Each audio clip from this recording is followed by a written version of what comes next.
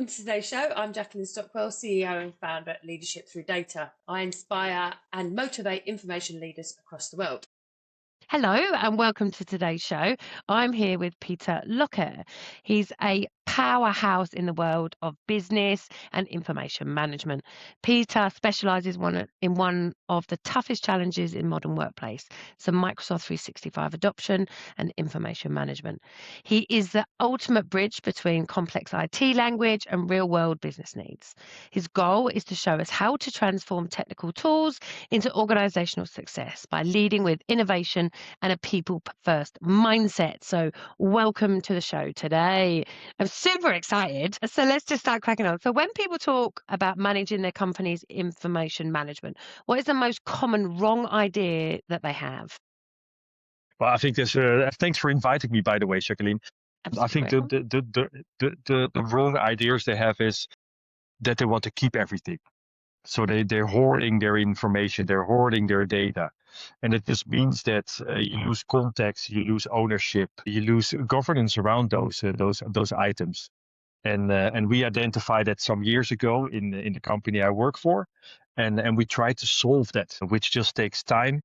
It takes new IT platforms, take new processes, new policies, but also take the people by the hand and force them to start in a different way, but force them in a nice way to start working in a different way and look at perspective that how to work with your information. And why do you think people hold on to information? Because all information managers say they don't want to get rid of anything. What is the biggest hold up? Is it the fear of deleting something and then needing it again, or is there something else? So I always compare it to when I go to my attic and I have this room where I just stuff things in. And then once a year, I go in that room, I open up the door and I look at it and think, well, let's clean it up. Let's clean it out. And I start cleaning it out. And then my kids come around and my partner comes around and they look at the stuff and say, no, but I want to keep this. No, but this is I want to keep as well. So then after a day of discussions, we close the door and still that stuff is still there. And people do that the same with their information. They just stuff it because they don't see the cost, the risk of compliance or non-compliance. They don't see that it can be used by AI, everything you keep. So let's just clean it up and try to take it to a certain hygiene level. Nice. So we're all going to come and clear out your attic so we can clean out our organisations. Yes, but don't touch I love that. I love that.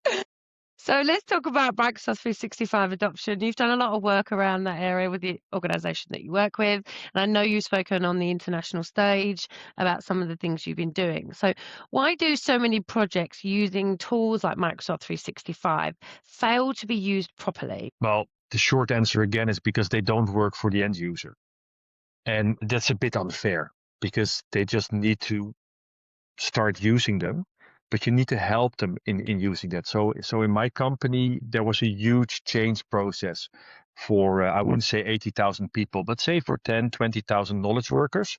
We implemented sensitivity labels, record labels in the system, and people had to work in a different way. And yeah, you just have to help them there. And that cost a lot of time. Yeah, I think that is what you need to do. And why it fails, because you don't have the right message for them. That there's no incentive for them to start using the tools in the right way. Nice. So what is the one thing you always do to make sure it works? Keep failing. Keep failing, and I love that. And why do you keep failing? There's a golden nugget there, Peter. Why do you keep failing? No, but I think that's how you keep on learning as well, and it helps you in improving. So that's also what I tell my team. Go and work on 10 or 20 items, and only 2 will be successful, but learn from the failure, especially in the AI era where we are in now. Just do it, but fail fast, and then you will learn from it, and you will not make the same mistake. I love that. And that is why it's a golden nugget. So absolutely sensational, Peter. So you Thanks just to talked you. about AI. So how will new smart technology like AI change the way companies organize and look after their information? So there are a couple of ways there. I mean, I don't have the the glass bowl in front of me. I don't know what the holy grail is, but when you look at IM and AI, and I look at the company that I work for, we look at one, automation. Use AI to automate processes to make people more productive. They can spend time in a different way.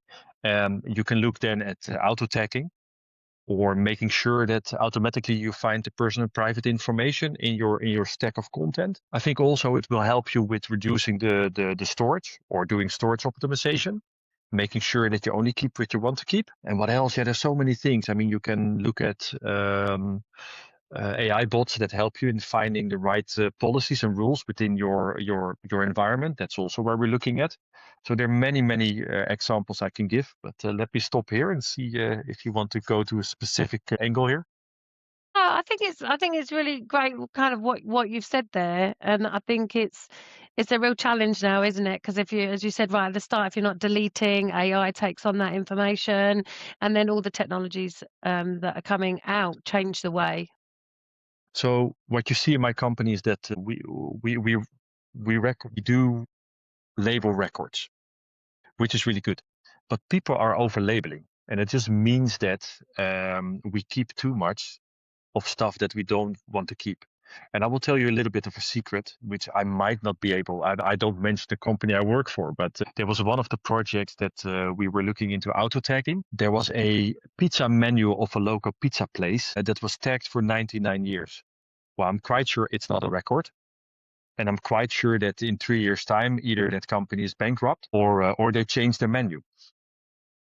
So we're just keeping stuff we don't want to keep. That's the basic that we're looking at here. Just like And your attic. Yeah, we have to help people with it.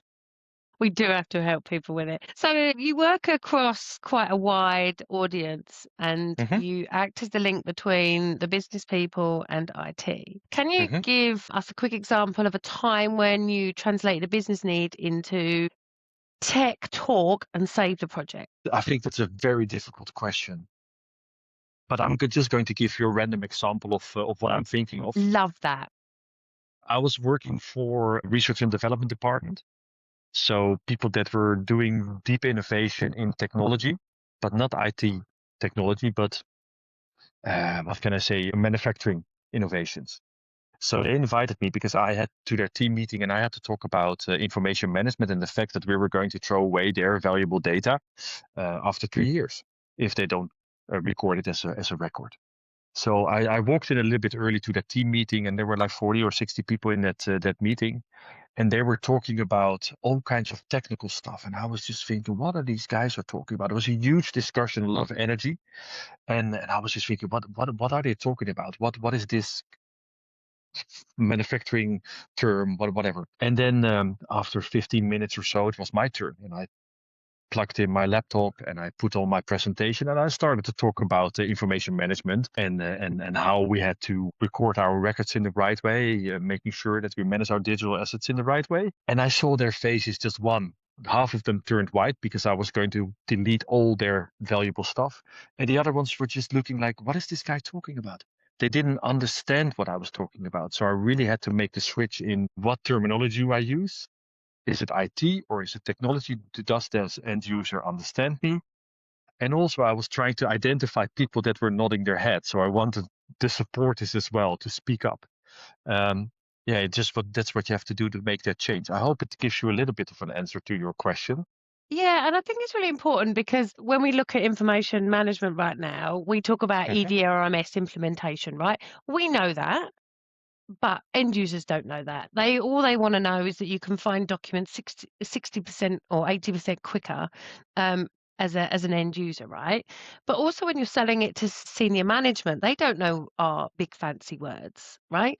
So it's the same outcome to them. You're changing the language to suit your audience. And I think simplicity is the key. So if you can explain it to your kid, I don't know if you've ever done that test, Peter, where you try and explain what you do to your own child and see if they understand, because the bigger words you use, the less they understand. And I think it's a really, really good technique to give you the baseline of what language you should be using. And I think some people might get, oh, well, you're talking to me like I'm stupid. Well, actually, I'm not. I'm talking to you in plain, simple English that will connect to your emotions. Yeah, so I always have that with my parents. They say, so how's your career going and what do you do now? So I try to explain, and every time I have to explain because they don't understand. They're from a different generation, and it's just so difficult to explain, even in simple language, because they've never been there. Have you tried storytelling? We talked about it before. It's a very strong tool to an instrument to use. Yeah, so I used it for leadership engagement. Yeah, making Nice. sure that they understand what information management is from a business angle and why they Nice. should put some effort in there and make it important for their part of the business. Agreed. And I love the fact that you utilize storytelling because, I've been friends for a while now, haven't we? And I'm always saying to you, use stories to paint pictures in people's minds. And I think just goes back, I've had a similar conversation with my parents about what I do. And the easiest explanation I say is, do you have a computer? Do you use Word? Do you save a file? Do you then save it into another file? Okay, and then it's easy for you to find things. Well, we do this on a big level with other people. So it takes them to a place that they're comfortable in understanding and it kind of paints that picture. And that's the only way I've been able to get them to explain what we do.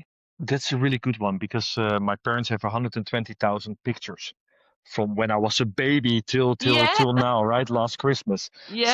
So I will use that. I will talk to them. So how do you manage 100%. that? Yeah, because they're managing that. I know because they cluster it, they put it in insert, they put metadata on it. So I will do that next time. See if they then understand my work. Fantastic. Thank you for that. You're welcome. I'm happy to help and help all the listeners as well. So, so whenever I speak to you, Peter, you're always very innovative and you're always very kind of creative. So I want to talk about sparking ideas here. So how do you get your teams who work on technical rules and organizational rules to still come up with new and creative ideas? Well, I always tell my team members that you have to have a special project, a secret project you need to work on that gives you energy and also helps driving new innovative processes within your business or the business they support. So I give them time to do that. That's one. And two, you also have to work together with the business to spark innovations. So in my company, we have an IM Value Lab where we jointly with the business look at new technology and innovations and really start looking at what is the business case, what is the business value we're trying to achieve here. And they're short iterations that we do, say it's 2 or 3 months. And then we look at the result and then we look, okay, is this scalable or what did we learn from it? And we just go, or we continue with the iteration and make it scalable, or we just stop it, but we learn from it.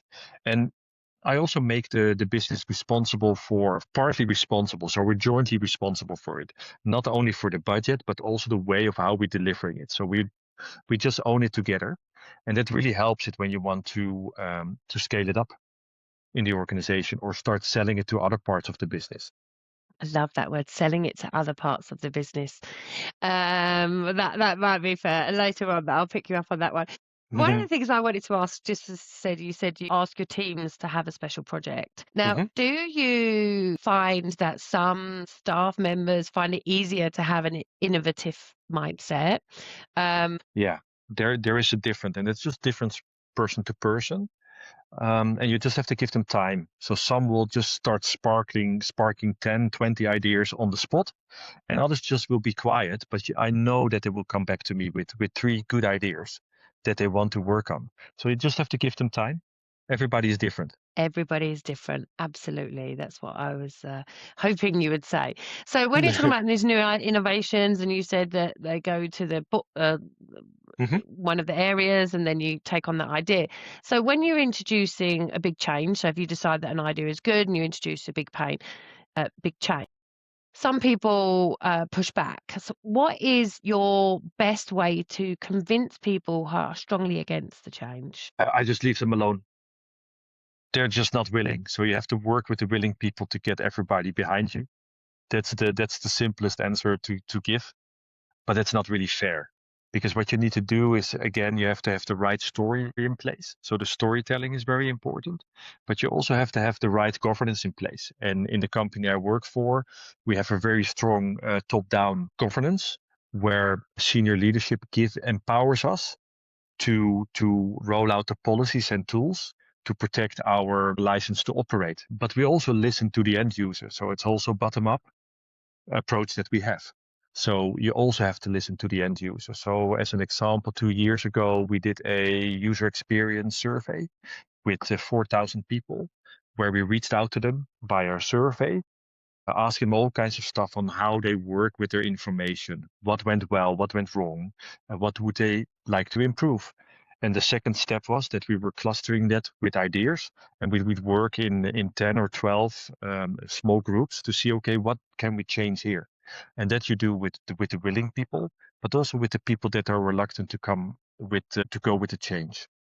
Yeah, 100%. I think people reluctant for change might not feel that their voices are being heard. So it's about having those conversations with them and including with them. And I always find with the IM, you can split people into 3 groups. So people that get IM, people that are halfway in the middle, and then people that aren't there and that have that resistance. And they're the ones that you kind of need to focus on, because the other 2, one's halfway, one's already in. That's where you need to put the energy. And you can also use the compliance stick, because that's what we did in the beginning. So we have to be compliant, not to lose our license to operate. So you have to do it. And senior leadership tells you. And it's not the best message to do, because people will be really reluctant, still reluctant to do it. They will be stressed trying to push back. But if leadership say so, then yeah, I'm sorry, we just have to put these policies through our system. Yeah, it's hard, isn't it? Because then when it comes to change management, people feel it's been forced on them. So that has an impact on their well-being. It has an impact on their job roles as well. So it's just trying to find the right balance, whether you can get change agents in, external change agents to support, or have those particular conversations if that's part of your job role. Luckily, we were able to do a lot of change, hand-holding, comms, transformation processes in place in the different businesses. So yeah. Yeah, it's very much tough. change management is very much a people process. It's a people related process, I find, with change So I'm management. going to say something that maybe the hardcore IT people don't like, but doing an IT change, the IT part, the platform is really easy. It's just a checkbox and then it starts working. But if you want to have the end user to work, there's no magic checkbox on the end user. So you really have to manage and help them there. Agreed. So I want to divulge into these golden nuggets that you keep on talking about. So when you're problem solving, can you share a time that you had to jump in and solve a big unexpected problem by yourself? I have a very strong team around me, or a natural team around me. So we always do this together. So if you look within information management, I can rely on subject matter expertise that I don't have. So I'm very fortunate with that. I led you to a question of where you problem solved, whereas actually there's no I in team, is it? So when you're definitely working in the organisation that you work with, you'd have to lean on other people, and you definitely lean on other people for different skill sets as well. So if you've got a problem, it's kind of all hands on the deck and support it going forward, isn't it? So how do you, I love the way that we talked about this previously. How do you measure success within your organization for your information management strategy? Yeah, so the first couple of years we looked at the compliance figures. So are we getting better in managing our information in a compliant way? So do we expose confidential material to a bigger group, or do we have most confidential where it should not be stored? As an example, do we store personal data on mortgages, insurances, or credit card transactions too long, or do we keep it? So that was the compliance angle, and that's quite easy to measure. But it doesn't work anymore, because as a company, we're really good in our compliance figures. So now we're moving into, do we add value with the information that we keep? And do we add value in the information that we use in our business processes? And then you look at value calculations or articulations where you show that the business is more productive. And that's really hard. Or when investment on an IT project really helps bottom line with the business budget or the business finance. So that is really hard. And we had some external help on that to implement an information management value chain where we really start measuring from the start, where we prioritize our ideas and our projects to we're going to execute it. And then we're going to measure our success. We're going to adjust the process in there. And then at the end, we do an evaluation and see what did we learn from it. So it's really, we're measuring our success and value that we deliver for the business. And that is still something that we're implementing. And I'm just hoping that it will really help us in getting the business on board in all the changes we do. Amazing. I think it's sensational. Thank you. Looking back over your career, what non-technical skills turned out to be the most helpful for you now in your role? I'm going to give you a really simple answer here. Be yourself. I love that. I think that's what it is. What you see is who I am. There's no border around it, and that generates trust. I mean, you still have to bring the subject matter expertise, but if you can bring that with a smile at the right time, or with a good question at the right time, it really will help you in making information management better in your organization or your business.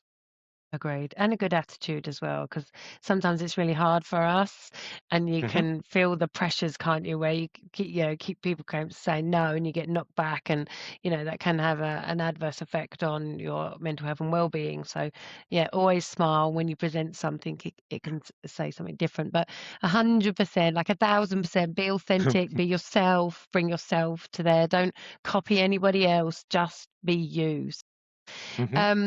It was absolutely sensational to have you on the show today, Pieter. Thank you very much for inviting me. You're welcome. Keep being bold, keep being brave, and keep being beautiful. How can listeners reach out to you if they want to chat some more? LinkedIn, that's the best to do. Yeah. And I will make sure that I will answer any question that they raise or any connection request. Amazing. And Pieter and I will both be in Baltimore for the AIM conference in April. So I'm excited to see you there. So thank you so much for your time. It's been amazing. Thank you very much. Thank you. Thank you very much. Thank you for listening to the Journals of the Information Entrepreneur with me, Jacqueline Stockwell. I hope you found this episode inspiring and helpful and have some takeaway tips that can be useful to you. If you liked this episode, please like, review and share it with your friends. Your support helps us reach more information leaders to stay inspired and listen to great content. Want to test out your strengths and weaknesses and measure it against our Empower framework? Please complete the scorecard. It's a great way to improve and evaluate your skills. You can find the scorecard at the end of the description of this podcast. Stay tuned for a new podcast every Thursday, and remember to be bold, be brave and be beautiful.